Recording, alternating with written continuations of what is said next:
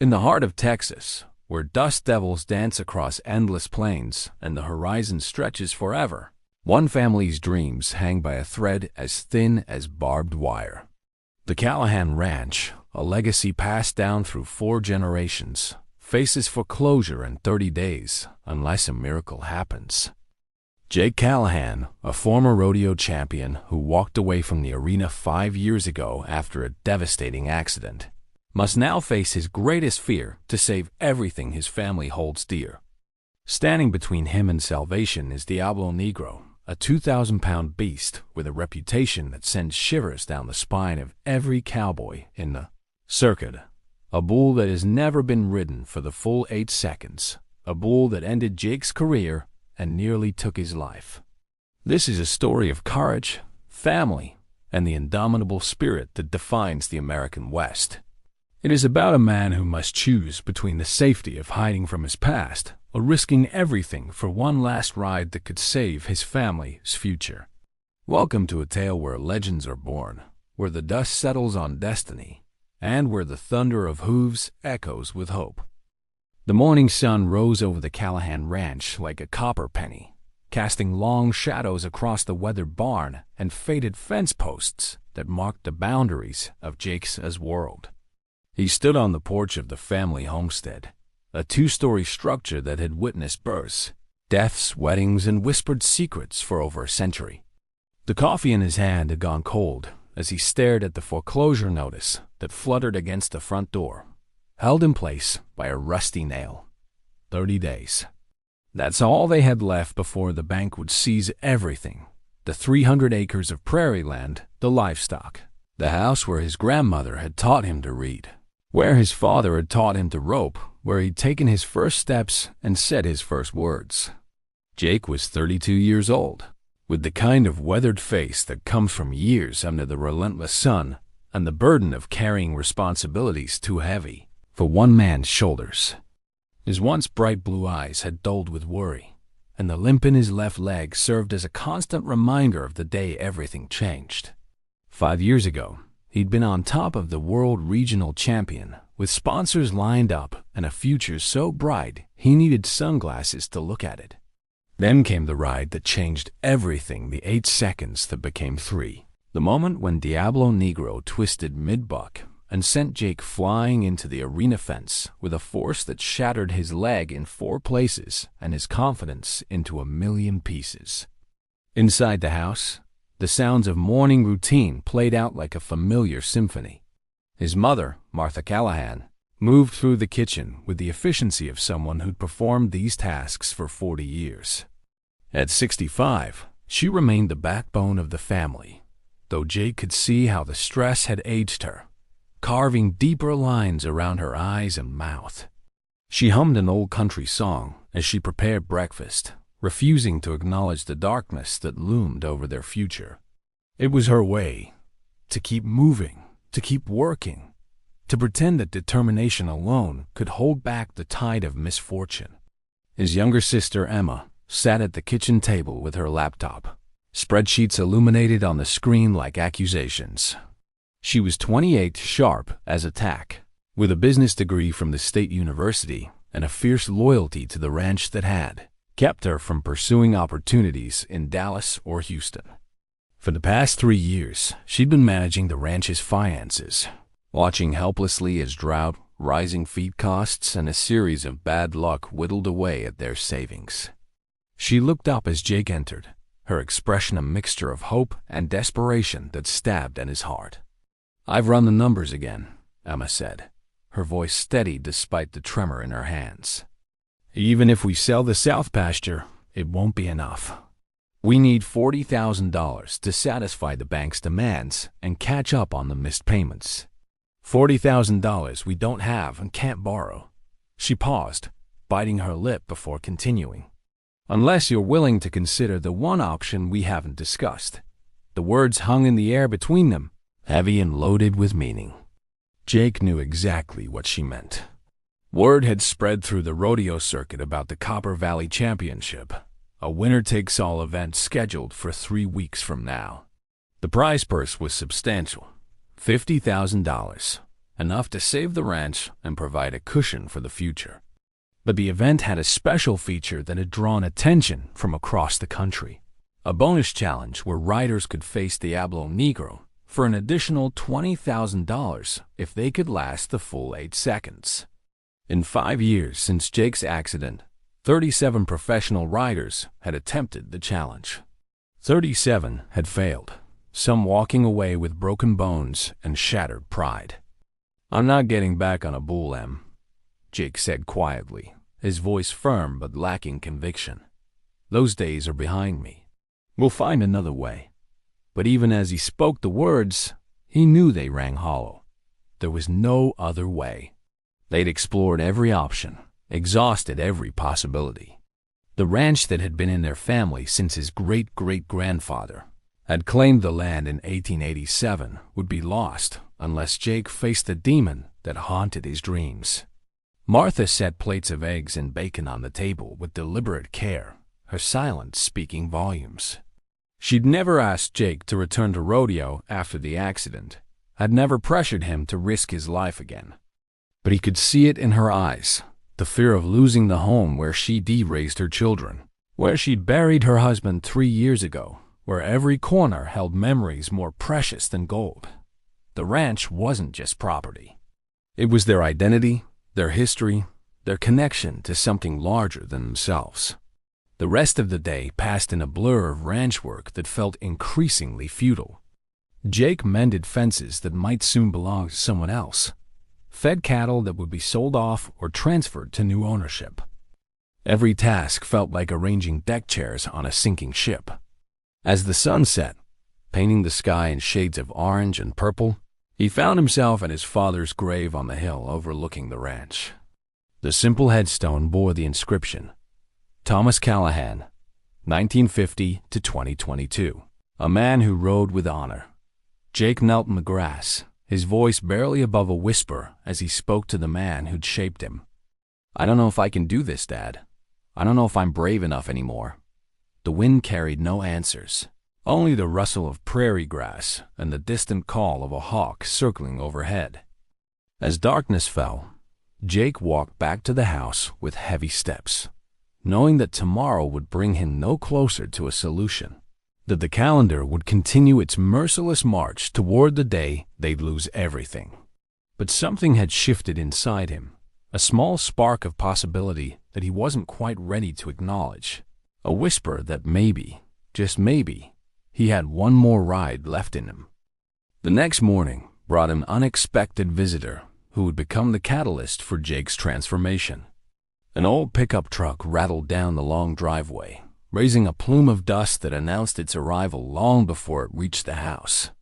Behind the wheel was Ray Martinez, 68 years old and one of the most respected rodeo trainers in Texas. Ray had been Jake's mentor during his competitive years, the man who taught him not just how to ride bulls, but how to understand them, to read their movements and anticipate their strategies. He'd also been the first person Jake had called from the hospital after the accident, and the last person Jake had spoken to before walking away from rodeo forever. Ray climbed out of his truck with the careful movements of a man whose body bore the scars of a lifetime in the arena. He'd broken nearly every bone at one point or another, but his spirit remained unbreakable.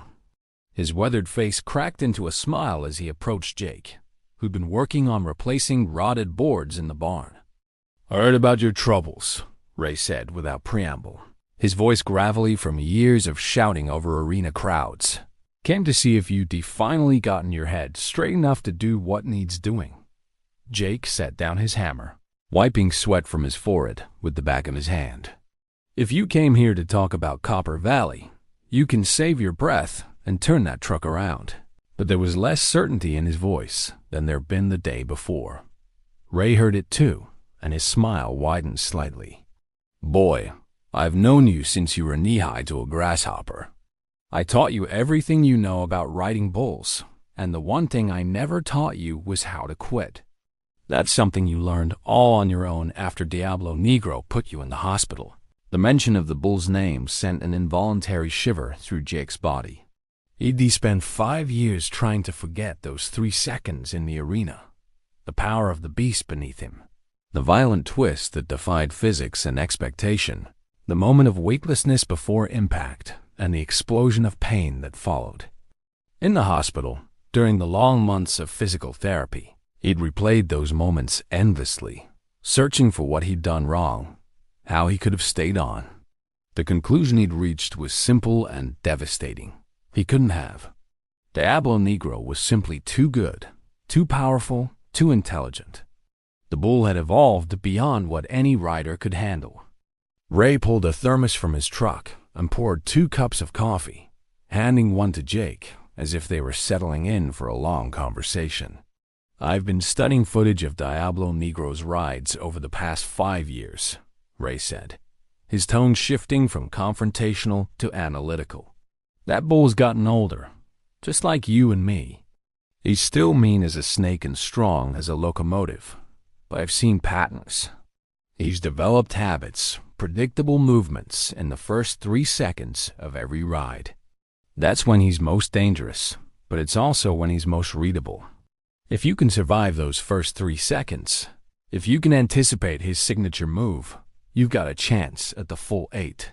Jake wanted to dismiss Ray's words as the delusions of an old man clinging to past glories, but he knew better. Ray Martinez had forgotten more about bull riding than most cowboys would ever learn. If he said there was a pattern, there was a pattern. Still, knowing something intellectually and having the courage to act on it were 2 entirely different things. "Even if what you're saying is true," Jake said slowly, "I haven't been on a bull in 5 years. My leg's not what it used to be. I'm not what I used to be. That's where you're wrong," Ray countered, his eyes flashing with the intensity that had made him legendary in the training world. "You're not the cocky 27-year-old who thought he was invincible. You're smarter now, more cautious, more analytical. Those qualities make you better suited for this ride than you were back then. And as for your leg, we've got 3 weeks to get you back in shape. Won't be easy, won't be fun, but it can be done if you're willing to put in the work." He paused, letting the words sink in before delivering his final argument. "The question isn't whether you can do this, Jake. The question is whether you can live with yourself if you don't try." The words hit Jake like a punch to the gut because they articulated the truth he'd been avoiding. For 5 years, he'd hidden behind his injury, used it as justification for walking away from the arena and everything it represented. He told himself he was being practical, protecting his health, making the smart choice. But in quiet moments, when sleep wouldn't come and doubt circled like vultures, he knew the truth. He'd let fear win. He'd allowed one bad moment to define the rest of his life, and in doing so, he'd become someone he didn't recognize when he looked in the mirror. Anna emerged from the house, having watched the conversation from the window. She approached with her arms crossed, her expression unreadable. "If you're going to do this," she said to Jake, "then do it right. No half measures, no backing out at the last minute. Ray's right that we can't afford for you to go in unprepared. You'll need to train every day. Get yourself back to competition level. I'll handle the ranch work, and Mom can manage the house. Your only job for the next 3 weeks is to become the rider you used to be, only better." Her voice softened slightly. "I know I'm asking you to risk everything, but we're going to lose everything anyway if you don't. At least this way, we go down fighting." Over the next few days, Jake's world transformed into a grueling routine that pushed his body to its limits and tested his resolve hourly.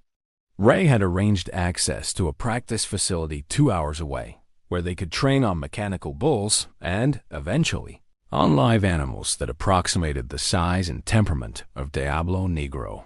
The first sessions were humbling disasters that left Jake battered, bruised, and questioning his sanity. His body had lost the muscle memory that once made riding feel instinctive. His leg throbbed with pain that required ice packs and painkillers just to sleep. But gradually, incrementally, he began to remember what it felt like to move as one with the animal beneath him, to anticipate movements and counter them with subtle shifts of weight and balance. Ray proved to be a relentless taskmaster, pushing Jake past the point where he wanted to quit and into the territory where real growth occurred. They studied footage of Diablo Negro until Jake could predict the bull's movements in his sleep. They practiced Ray's theory about the first 3 seconds, drilling the specific sequence of movements that might allow Jake to survive the bull's signature twisting buck that had defeated every other rider. "It's going to come at the 2-second mark," Ray explained for the 100th time, making Jake repeat the defensive positioning until it became automatic. He plants his front legs and torques his hindquarters 45 degrees to the left while simultaneously dropping his head. Most riders expect the head drop but miss the torque. That's what throws them off balance and leads to the dismount. As the days turned into weeks, Jake felt something awakening inside himself that he'd thought was dead and buried.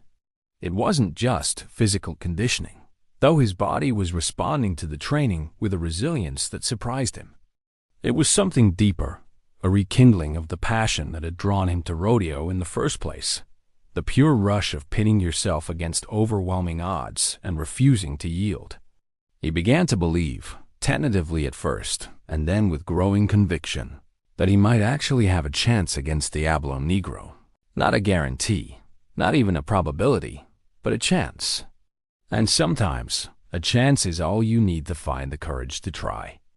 With 1 week remaining before the Copper Valley Championship, Jake's preparation took an unexpected turn that would test not just his physical abilities, but his mental fortitude. Ray had arranged for Jake to ride a bull named Tornado at a small rodeo in a neighboring county, a warm-up that would serve as both practice and a gauge of his readiness. Tornado wasn't in Diablo Negro's class, but he was temperamental and unpredictable enough to provide a genuine challenge. The night before the ride, Jake lay awake staring at the ceiling, his mind racing through scenarios and possibilities, fear and excitement warring for dominance in his chest. The small-town rodeo had the authentic atmosphere that the bigger commercial events often lacked: families on bleachers eating cotton candy, the smell of livestock and sawdust, announcers with thick accents who knew half the crowd by name. When Jake's name was called, a ripple of recognition went through the gathering. Word had spread about the former champion's attempted comeback, and suddenly the small event had taken on unexpected significance. People whispered behind their hands, speculation running wild about whether Jake Callahan still had what it takes or if he was just a washed-up has-been chasing past glory. Jake climbed onto the platform above Tornado's pen, his heart hammering against his ribs so hard he thought it might crack bone. The bull beneath him was a mass of muscle and barely contained fury, snorting and pawing at the ground in anticipation of the gate opening. As Jake lowered himself onto the animal's back, feeling the heat and power radiating through the leather of his glove, time seemed to slow down. Every sense heightened: the rough texture of the rope, the acrid smell of dust and adrenaline, the distant murmur of the crowd that sounded like ocean waves. This was the moment of truth, the first test of whether the past 3 weeks had been enough to rebuild what Diablo Negro had destroyed. The gate exploded open, and Tornado burst into the arena like a force of nature unleashed. The first buck sent shockwaves through Jake's body, his teeth clacking together with enough force to make him taste blood where he'd bitten his tongue. The bull spun right then left, then launched into a series of rapid kicks that would have unseated a less experienced rider. But Jake held on, his body moving with an instinctive grace that surprised even him. Ray's training had worked, his muscles remembered patterns his mind had forgotten, executing micro-adjustments that kept him centered and balanced despite the chaos beneath him. At the 6-second mark, Tornado pulled a move that Diablo Negro had made famous, the twisting buck that combined lateral and rotational force in a way that seemed to violate the laws of physics. Jake felt himself starting to slip, his balance shifting dangerously forward. This was the moment that had ended his career 5 years ago, the instant where everything had gone wrong. But this time, instead of fighting the momentum, Jake went with it. using the bull's own force to pivot his body back into position. It wasn't pretty. It wasn't textbook, but it worked. The buzzer sounded at 8 seconds, and Jake dismounted cleanly, landing on his feet in the soft dirt of the arena floor. The crowd erupted in cheers that seemed disproportionate to the accomplishment, but Jake understood their enthusiasm. This wasn't just about one ride on one bull. It was a story of redemption that resonated with everyone who ever failed at something important and wondered if they had the courage to try again. As Jake waved to the crowd and limped toward the gate where Ray waited with a grin splitting his weathered face, he felt tears threatening to spill. He'd done it. After 5 years of doubt and fear, he'd proven to himself that he could still ride, that the accident hadn't broken him permanently, that he had a legitimate shot at saving his family's ranch. But the celebration was short-lived. As Jake and Ray drove back toward the ranch that night, Ray's expression turned serious. "That was good work in there, Jake. Real good. But you need to understand something important before we go any further." He paused, choosing his words carefully. "Tornado is a decent bull, probably in the top 20% of difficulty. Diablo Negro is something else entirely. What you did tonight would get you thrown in less than 3 seconds on that monster. The real test is still ahead, and it's going to be harder than anything you just experienced." The words sobered Jake's euphoria, but they didn't diminish his determination. He'd cleared a significant mental hurdle, proved to himself that he could compete again. The physical challenges were real. His leg ached worse than it had in years, and he'd be feeling tomorrow as bruises for a week, but the psychological victory was worth any amount of pain. When he arrived home late that night, he found his mother and Emma waiting up, their faces anxious with worry and hope. He didn't need to say anything. His smile told them everything they needed to know. The next morning brought news that shifted the entire dynamic of their situation. Emma rushed into the barn where Jake was feeding horses, her phone clutched in her hand and her face pale. "It's the bank," she said, her voice trembling. "They're moving up the foreclosure date. Instead of 3 weeks, we have 10 days before they seize the property. Someone made them an offer to buy the ranch and the debt, and they're pushing through the paperwork immediately." The words hit Jake like a bucket of ice water, washing away the previous night's triumph and replacing it with cold dread. The implications were staggering. The Copper Valley Championship was still 10 days away, but Jake wouldn't be able to collect the prize money and save the ranch unless he could somehow delay the foreclosure. Emma had already called their lawyer, who'd been blunt about their options. There weren't any. The bank was within its rights to accelerate the process, especially if they had a buyer willing to take on the property and debt. Their only hope was to find someone willing to buy them time, to delay the inevitable long enough for Jake to ride Diablo Negro and win the purse that represented their salvation. That evening, Jake made a decision that terrified him more than any bull ever could. He picked up the phone and called the one person he'd sworn never to speak to again, Marcus Trent, the owner of Diablo Negro and the promoter behind the Copper Valley Championship. Trent was a controversial figure in rodeo circles, a man who'd made millions by pushing the boundaries of safety and spectacle. He bought Diablo Negro 5 years ago specifically because of the bull's reputation, turning him into a traveling sideshow that drew crowds eager to see cowboys attempt the impossible. Jake despised everything Trent represented, but desperate times called for desperate measures. Well, Trent's oily voice came through the phone speaker. "Jake Callahan. I heard rumors you might be making a comeback. I didn't believe them until now. What can I do for you, former champion?" Jake gritted his teeth and explained the situation, the foreclosure, the time crunch, his need for 10 days to make one last attempt at Diablo Negro. What he was about to ask would come at a price, but he had no choice. "I need a favor," Jake said, hating how the words tasted, "and I am willing to make you a deal you can't refuse in exchange for it. Marcus Trent's proposition came wrapped in layers of manipulation and showmanship that made Jake's stomach turn. But desperation left no room for pride. Trent agreed to use his considerable financial resources to delay the foreclosure. He had connections at the bank and could arrange a 10-day extension without much difficulty. But his price was steep and calculated to maximize his own benefit while putting Jake in an impossible position.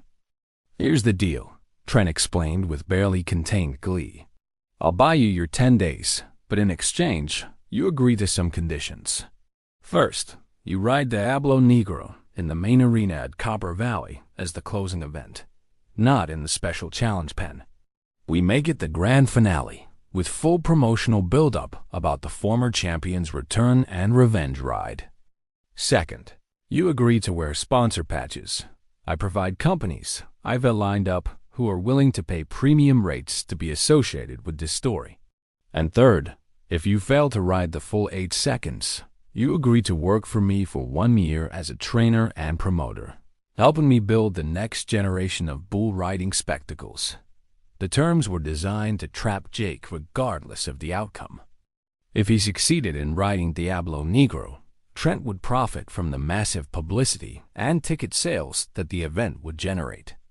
If Jake failed, Trent would acquire a famous ex-champion's services and credibility to legitimize his controversial approach to rodeo. Jake would be working for the man who epitomized everything wrong with modern rodeo: the prioritization of entertainment over safety, profit over tradition, spectacle over sport. But looking at the foreclosure papers on his kitchen table and his mother's worried face as she pretended to read in the living room, Jake realized he had no choice. He accepted Trent's terms, shaking hands over the phone with the devil he'd just made a deal with. The next week transformed into a media circus that Jake was completely unprepared for.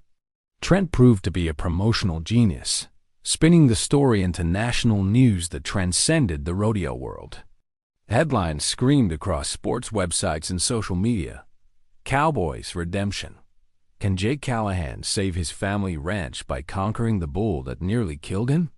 Television crews showed up at the ranch, filming sweeping shots of the property that Jake was fighting to save.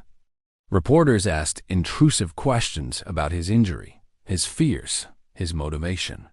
Emma handled most of the media relations, protecting Jake's training schedule while ensuring enough cooperation to satisfy Trent's promotional requirements. Through it all, Ray kept Jake focused on the only thing that mattered: preparation. They moved their training to an undisclosed location to escape the media attention, drilling relentlessly on the specific sequence of movements that might allow Jake to survive Diablo Negro's opening assault. "Remember," Ray repeated until the words became a mantra, "the first 3 seconds determine everything. If you can stay centered through his signature move at the 2-second mark, you've got a legitimate shot at the full 8. But if you lose position early, there's no recovery.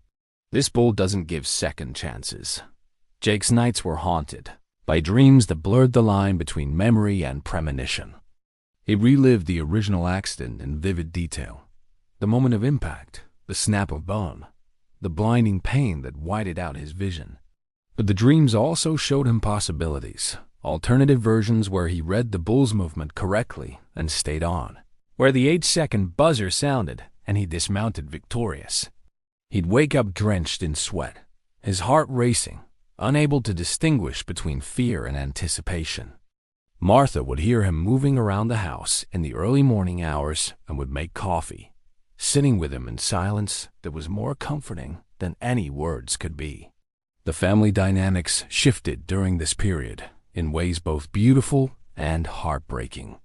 Emma threw herself into making sure every detail of the ranch operation continued smoothly, determined that if this was their last week on the property, they'd leave it in perfect condition. She walked the fence lines at dawn, repaired equipment that didn't strictly need fixing, and organized decades of paperwork that had accumulated in the barn office. It was her way of coping, of maintaining control in a situation that felt wildly out of control. Martha cooked Jake's favorite meals every night, family recipes passed down through generations.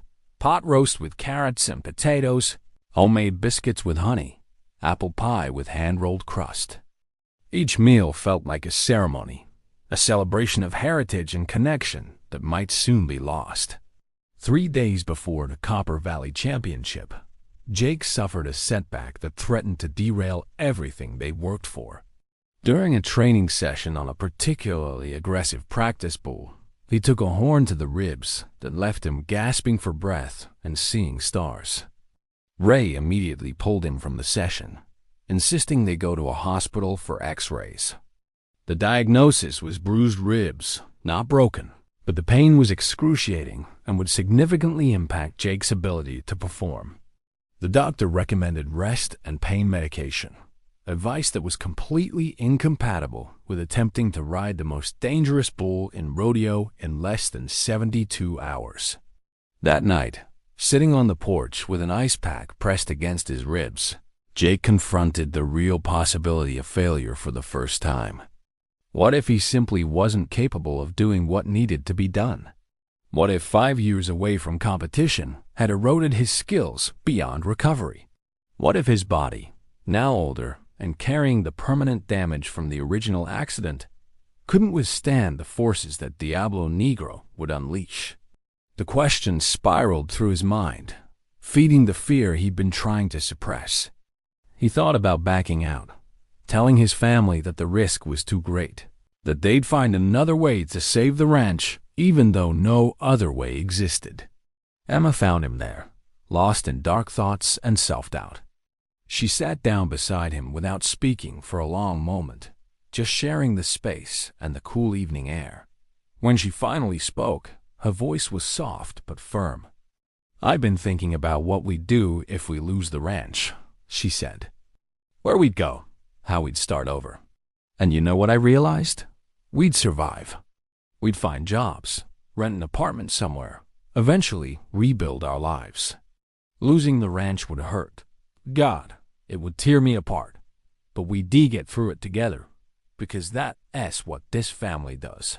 She paused, turning to look directly at Jake. "But if you don't try, if you back out because you're scared, that's something we might never recover from. Not because we blame you, but because you'd never forgive yourself. So the question isn't whether you can definitely beat Diablo Negro. Nobody can answer that. The question is whether you can live with yourself if you don't try." Her words cut through Jake's fear like a knife, laying bare the truth he'd been avoiding.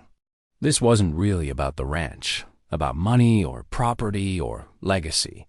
It was about identity, about the kind of person he wanted to be, about whether he'd let one moment of trauma define the rest of his life. He thought about his father, about the values that had been passed down through 4 generations of Callahan's courage, persistence, the willingness to face long odds without flinching. Those weren't just words carved on his father's headstone. They were a way of life, a code that had sustained his family through droughts and depressions, wars and personal tragedies.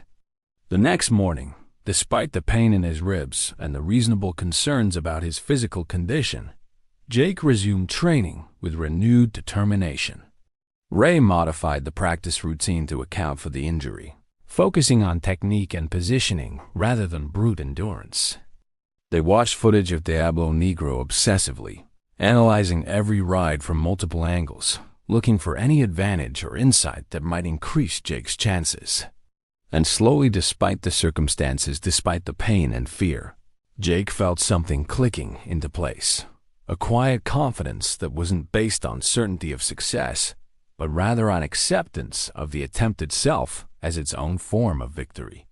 The evening before they would leave for Copper Valley, the family gathered for dinner one final time at the ranch that might no longer be theirs when they returned. Martha had outdone herself, preparing a feast that filled the old dining room table with color and aroma. As they ate, they shared stories about the property, the time Jake had gotten stuck in a tree and the fire department had to rescue him. The summer Emma had tried to run away and made it as far as the creek before turning back. The Christmas when Thomas had dressed up as Santa Claus and fallen off the roof. They laughed and cried, creating one more memory to add to the collection that defined this place and this family. Whatever happened tomorrow, they would face it together, bound by ties stronger than any deed or title. The morning of the Copper Valley Championship dawned clear and hot, the kind of day where heat shimmers rose from the pavement and the sun felt like a physical weight pressing down on everything it touched. Jake, Ray, Emma, and Martha made the 3-hour drive in Ray's pickup truck, each person lost in their own thoughts but united in purpose. The arena complex loomed ahead like a coliseum, its massive parking lots already filling with vehicles bearing license plates from across the Southwest. This was one of the premier events in rodeo, attracting not just competitors and fans, but also media coverage that would broadcast the day's events to millions of viewers. The stakes had never been higher, the pressure never more intense. Trent had kept his promise about promotion, transforming Jake's ride into the centerpiece of the entire event. Banners proclaimed the Redemption Ride, with photographs of Jake from his championship days, alongside ominous images of Diablo Negro in mid-buck, his massive form frozen in poses that emphasized his power and danger. The story had captured public imagination in ways that transcended sports. It was a narrative that resonated with anyone who'd ever faced a second chance, who'd ever had to confront past failures and decide whether to risk being hurt again. Strangers approached Jake in the arena corridor, offering encouragement and telling him their own stories of overcoming obstacles. The attention was overwhelming, but it also reminded Jake that this ride meant something beyond his own family's circumstances. The schedule called for Jake's ride to occur at 6 in the evening, the final event before the sunset that would close the championship. It meant hours of waiting, of watching other riders compete in various categories, while Jake's anticipation built to almost unbearable levels. Ray kept him moving, walking the arena perimeter, stretching, staying loose despite the bruised ribs that sent shooting pains through his torso with each deep breath. They went over the strategy one final time, the positioning and timing that represented their best hope of surviving Diablo Negro's opening assault. "Trust your training," Ray said simply. "Your body knows what to do. Let it work." As the afternoon progressed and the sun began its descent toward the horizon, Jake caught his first glimpse of Diablo Negro being moved into the holding pen. The bull was somehow even more imposing than memory suggested, a massive beast with coal-black hide marked by scars from previous battles, muscles rippling beneath his skin like steel cable's eyes that held an intelligence and malevolence that sent chills down Jake's spine. This was no ordinary animal. This was 2,000 pounds of concentrated fury, a creature that had achieved legendary status by defeating every challenger who dared to face him. For a moment, Jake's resolve wavered, the sheer physical presence of the bull threatening to overwhelm his carefully constructed confidence. Martha appeared at his side, her presence grounding him in a way nothing else could. She didn't offer platitudes or false assurances. She simply took his hand and stood with him in silence, providing the steady strength that had anchored their family through every crisis. "Your father would be proud of you," she said finally, her voice thick with emotion. "Not because you're doing this, but because of who you've become, the man who stands up for his family, who faces his fears, who tries even when success isn't guaranteed. That's the legacy that matters, Jake. Win or lose, that's what really counts." Emma hugged him fiercely, whispering in his ear, "We're already proud of you. Remember that, no matter what happens in the next 8 seconds." Then it was time, the announcer's voice booming through the arena speakers, building the drama for the crowd of 15,000 spectators and the television audience watching from home. "Ladies and gentlemen, the moment we've all been waiting for, Jake Callahan's return to face Diablo Negro, the bull that nearly ended his career 5 years ago. Can he save his family ranch with one perfect ride? Let's find out." Jake climbed the metal steps to the platform above Diablo Negro's chute, each step feeling like a march toward destiny. The world narrowed to just him and the bull, everything else fading into background noise. He could hear his own heartbeat, feel the adrenaline surging through his veins, taste the copper tang of fear mixed with determination. This was it, the convergence of 5 years of pain and recovery, 3 weeks of brutal training, a lifetime of family history and tradition. 8 seconds would determine whether the Callahan Ranch survived or passed into other hands, whether Jake's comeback was triumph or tragedy. As he lowered himself onto Diablo Negro's back, the bull's heat and power seemed to radiate through him. The animal shifted beneath Jake's weight, muscles bunching in anticipation. Jake wrapped his hand in the rope using the specific grip Ray had taught him, adjusting his position to account for the bruised ribs while maintaining the balance. That would be crucial for surviving the opening seconds. Around him, the chute crew made final adjustments, voices calling out checks and confirmations. Ray's weathered face appeared at the gate, his eyes meeting Jake's one final time. "Trust yourself," Ray mouthed. "You've got this." Jake nodded to the gateman. The gate crashed open. Into the arena like a force of nature unleashed, and time fractured into fragments of pure sensation and instinct. The first buck sent a shockwave through Jake's body so powerful it momentarily stunned him. But his training held, his free arm shot up for balance while his legs clamped tight against the bull's massive flanks. The crowd's roar became a distant thunder as Jake entered that strange state of hyperfocus where everything slowed down, where each fraction of a second stretched into eternity. 1 second gone. Diablo Negro spun hard to the right, dropping his shoulder in a move designed to throw Jake forward. But Jake had anticipated it, shifting his weight back and maintaining center despite the violent rotation. 2 seconds. Here it came, the signature move that had ended Jake's career and defeated 37 riders since. Jake felt the bull's body coiling beneath him, sensed the preparation for the twisting buck that combined lateral and rotational force in a devastating spiral. Instead of resisting, Jake moved with the bull's momentum, his body flowing like water around the violent motion. Ray's training paid off. Jake stayed centered, his hands secure in the rope, his balance maintained through the most dangerous moment. 3 seconds. He'd survived the opening assault. But Diablo Negro was far from finished. The bull launched into a series of rapid bucks that tested every ounce of Jake's strength and skill. Each impact sent lightning bolts of pain through his bruised ribs, making it hard to breathe, harder to think. The arena spun around him in a blur of faces and lights and dust. 4 seconds. Jake could feel fatigue setting in, his grip starting to slip minutely, his legs losing their iron hold. Diablo Negro seemed to sense the weakness, increasing the intensity of his assault. 5 seconds. The bull went airborne in a leap that defied his massive size, all 4 hooves leaving the ground before crashing back down with bone-jarring force. Jake's teeth clacked together, blood filling his mouth where he'd bitten his tongue, but he held on. 6 seconds. Almost there, but these final seconds would be the longest of his life. Diablo Negro pulled out one more surprise, a lateral kick combined with a head snap that Jake hadn't seen in any of the footage they'd de-studied.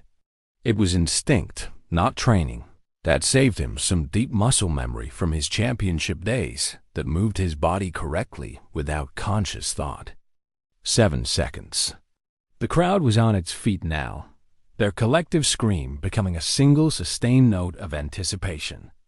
Jake's entire world had collapsed to the space between himself and this magnificent, terrible creature beneath him. Every muscle in his body screamed for release, begged him to let go, to end the torture. But he held on. His father's words echoed through his mind. A man who rides with honor never quits before the buzzer. Then it sounded the 8-second buzzer, cutting through the arena noise like a church bell announcing salvation. Jake had done it. He'd ridden Diablo Negro for the full 8 seconds, accomplishing what no other rider had achieved in 5 years. But the ride wasn't over yet. He still had to dismount safely. As the bullfighters moved in to distract Diablo Negro and give Jake room to escape, Jake released his grip and pushed off the bull's back. For one terrifying moment, he was airborne and vulnerable. Then his feet hit the dirt, and he stumbled forward several steps before catching his balance. Behind him, Diablo Negro turned, and for just a moment, the bull seemed to regard Jake with something that might have been respect from one warrior to another. Then the animal trotted toward the exit gate, his duty done. The explosion of sound from the crowd was overwhelming, a wall of noise that hit Jake like a physical force. He stood in the center of the arena, chest heaving, trying to process what had just happened. He died. Against impossible odds, carrying an injury, facing the bull that had nearly killed him, he'd lasted the full 8 seconds. The Callahan Ranch was saved. His family's legacy would continue. But more than that, he'd proven something to himself about courage and redemption, about facing your fears and discovering that you're stronger than you knew. Tears streamed down his face, cutting tracks through the dust that coated his cheeks, and he didn't care who saw them. Ray reached him first, wrapping Jake in a bear hug that made his ribs scream in protest, but which Jake returned with equal ferocity. "I knew you had it in you," Ray shouted over the crowd noise.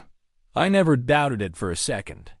Martha and Emma vaulted the arena fence in a most undignified manner, completely ignoring security protocols as they rushed to embrace Jake. The 4 of them stood in a circle, arms around each other, crying and laughing simultaneously while 15,000 strangers celebrated their private miracle. Martha kept repeating, thank God, like a prayer, while Emma's tears soaked into Jake's shirt as she held him tight enough to crack ribs if they hadn't already been bruised. The arena announcer's voice finally cut through the celebration. "Ladies and gentlemen, history has been made here today. Jake Callahan has successfully ridden Diablo Negro for the full 8 seconds, becoming the first person to conquer this legendary bull. Jake, you've just won $70,000, $50,000 for the championship, and $20,000 for the Diablo Negro challenge." The number hit Jake like another shock. It wasn't just enough to save the ranch. It was enough to save it and provide a cushion for future operations, to repair equipment that had been limping along, to invest in improvements that would make the ranch more sustainable. Marcus Trent appeared at Jake's side, his expression a mixture of genuine admiration and calculated assessment of how to maximize the promotional value of what had just occurred. "Congratulations, Jake," Trent said, extending his hand. "That was the greatest ride I've seen in 20 years of rodeo. You're released from our agreement about working for me. You've earned your freedom and then some. But I have a proposition for you. I'd like to sponsor a documentary about this comeback story, and I want you involved in the creative process. Not as my employee, but as a partner. What you did today is bigger than rodeo. It's a story that deserves to be told properly." For once, Trent's promotional instincts aligned with something Jake could respect, and he found himself nodding agreement, too overwhelmed to process the full implications, but trusting his gut that this might be the right path forward. As the sun set over the Copper Valley Arena, painting the sky in brilliant shades of orange and purple, Jake stood with his family and watched the crowd disperse. His body hurt in about 40 different places, and he knew he'd be feeling this ride for weeks to come. But the pain was sweet because it represented victory, accomplishment, the proof that he'd been brave enough to face his demon and emerge triumphant. Tomorrow they'd drive back to the ranch that was secure now. That would remain in the Callahan family for another generation and beyond. Tomorrow they'd begin the process of healing and rebuilding, of moving forward with the confidence that comes from overcoming the worst life can throw at you. But tonight, he just wanted to stand here with the people he loved most, watching the Texas sunset and savoring the taste of redemption that was sweeter than any championship had ever been. 3 months after the ride that saved the Callahan Ranch, Jake stood on the same porch where he'd once contemplated foreclosure notices and impossible choices. But now he looked out on a landscape transformed by hope rather than despair. The morning air carried the crisp bite of early autumn, and the land seemed to glow with renewed vitality that reflected the family's revitalized spirit. The $70,000 had been carefully allocated. Half went to settling the bank debt and establishing a financial cushion, while the other half funded long overdue improvements to the property. New fencing stretched across the pastures in clean lines. The barn had received essential repairs, and they'd invested in drought-resistant feed crops that would help protect against future dry years. But the material improvements, significant as they were, paled in comparison to the transformation in Jake himself. The fear that had haunted him for 5 years had been exorcised in those 8 seconds on Diablo Negro's back, replaced by a quiet confidence that permeated every aspect of his life. He walked taller now, met people's eyes directly, engaged with the world instead of hiding from it. The limp remained, some physical scars never fully heal, but he no longer viewed it as a mark of failure. Instead, it was a reminder of resilience, proof that breaking doesn't mean staying broken, that you can heal and become stronger in the places where you were once most vulnerable. The documentary that Trent had proposed was in production, with a film crew visiting the ranch regularly to capture interviews and daily life footage. Jake had been hesitant at first, uncomfortable with the intrusion into his family's privacy, but Emma had convinced him that their story might inspire others facing their own seemingly insurmountable challenges.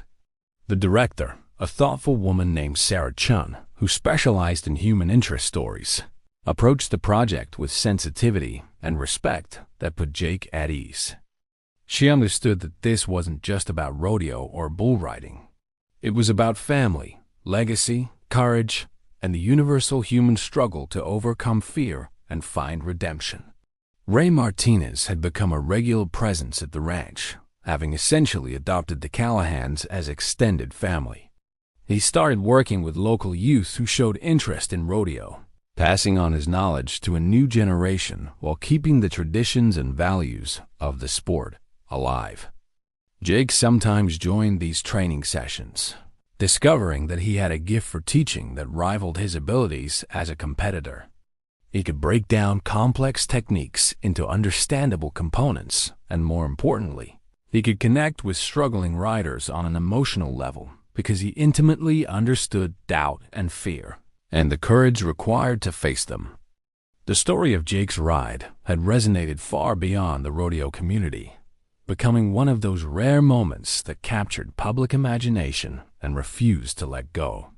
Letters poured in from across the country, from people facing their own challenges, from families struggling with their own potential losses, from individuals who'd been inspired to confront fears they'd been avoiding. Jake tried to respond to as many as possible, finding that sharing his experience with others was helping him process and understand what he'd accomplished. Each letter was a reminder that personal struggles, while feeling isolating in the moment, connected to something larger, a shared human experience of falling down and finding the strength to stand back up. Emma had leveraged the publicity into opportunities for the ranch's future sustainability. She'd developed partnerships with local schools and organizations, offering educational tours that taught children about ranch life, animal husbandry, and the history of the American West. The supplemental income these programs generated, while modest, provided additional financial stability and ensured the ranch served a purpose beyond just sustaining the family. She'd also started writing a blog documenting their journey, attracting a following of readers who appreciated her honest, humorous take on the challenges and rewards of ranch life. Her writing revealed a talent she hadn't known she possessed, and she'd begun exploring options for turning the blog into a book that might reach an even wider audience.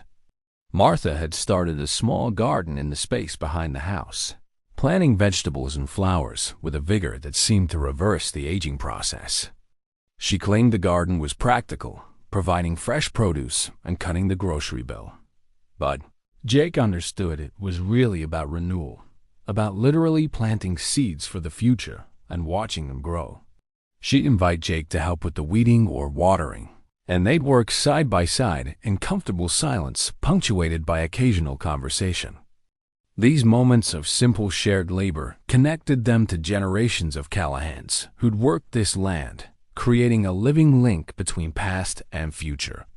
The ranch itself seemed to respond to the family's renewed energy, as if the land itself had been waiting for this turn in fortune.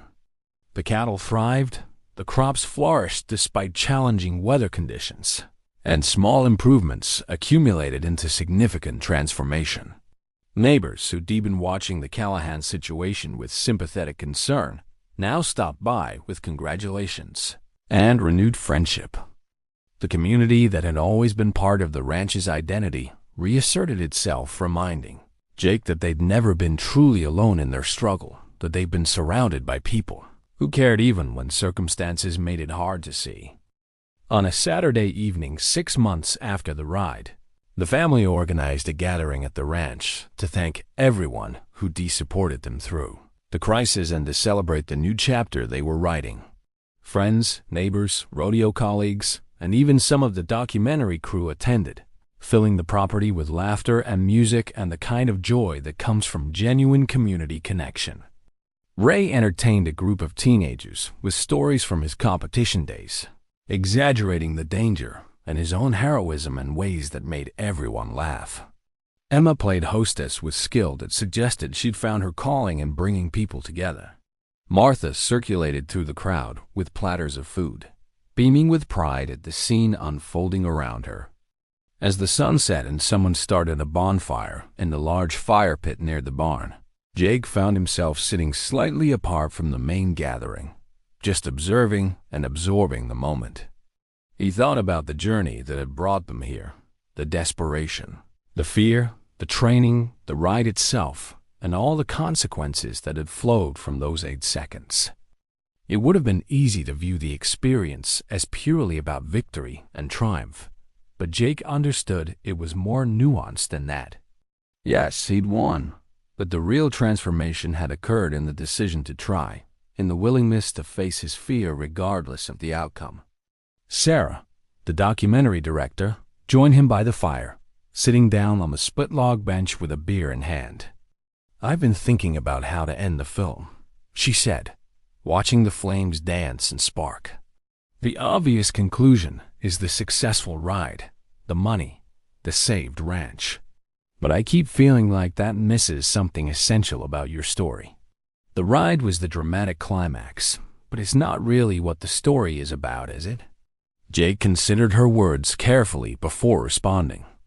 "I think it's about understanding that fear doesn't disqualify you from courage. Everyone thinks brave people aren't afraid, but that's not true. Brave people are terrified. They just don't let terror make their decisions for them. I was scared every single second on that bull, but I stayed on anyway. That's what I want people to understand." The conversation drifted to other topics, but Sarah's question lingered in Jake's mind as the evening progressed. What was the story really about? As he watched his mother laugh at something Ray said, saw Emma animatedly explaining ranch operations to a group of interested visitors, noticed the way the firelight reflected off the barn that had witnessed 4 generations of Callahan family history, he realized the story was about home, not just the physical place, though that mattered enormously, but the deeper concept of belonging, of identity, of connection to something larger than yourself. The ranch was important because it held the accumulated love and struggle and dreams of everyone who lived here, worked here, built their lives here. As the party wound down and guests began departing with thanks and hugs, Jake helped his mother and sister clean up, carrying folding chairs back to the barn and collecting empty bottles and plates. The work was simple and satisfying, a return to normal after months of extraordinary circumstances. When everything was put away and the fire had burned down to glowing embers, the 3 of them sat together on the porch in the cool night air, wrapped in blankets and comfortable silence. No words were necessary. They'd been through hell together and emerged intact. And that shared experience created a bond deeper than language could express. "What happens next?" Emma finally asked, her voice soft in the darkness. It was the question they'd all been avoiding. The acknowledgement that saving the ranch was just the beginning, that life would continue with its own challenges and uncertainties. Jake smiled, though no one could see his expression in the dark. "We keep going," he said simply. "We work the land, we take care of the animals, we maintain what we've got and try to make it better. We live our lives with courage and integrity, and we remember that we're strong enough to face whatever comes next." Martha added her own thoughts, her voice carrying the wisdom of 65 years and 4 decades of ranch life. "We remember that this place isn't just ours. It belongs to everyone who came before us and everyone who'll come after. We're just caretakers for a little while, and our job is to pass it on in better shape than we received it. That's the real legacy, not the land itself, but what we do with the time we're given to tend it." Her words hung in the night air like a benediction, a reminder of purpose that transcended individual survival and connected to something eternal. As Jake finally headed to bed that night, his body tired from a long day, but his spirit content in ways he couldn't fully articulate, he paused at his bedroom window to look out over the ranch one more time. The moon was bright enough to cast shadows, illuminating the familiar landscape in silver and black. Somewhere in the distance, a coyote called and another answered, the wild song of the prairie that had provided the soundtrack to his entire life. This was home, worth fighting for, worth risking everything to preserve. And he had fought for it, had faced his greatest fear and prevailed, had proven to himself and the world that redemption was always possible for those brave enough to reach for it. The story of Jake Callahan and Diablo Negro would be told and retold, growing with each telling into the kind of legend that defined rodeo culture. But for Jake, the real story was simpler and more profound. It was about a man who fell down and got back up, who let love for his family overcome paralyzing fear, who discovered that the hardest battles are fought not in arenas, but in the space between who we are and who we have the courage to become. And in that space, on a ranch in Texas, under an endless sky, Jake had found his answer. He'd found his way home,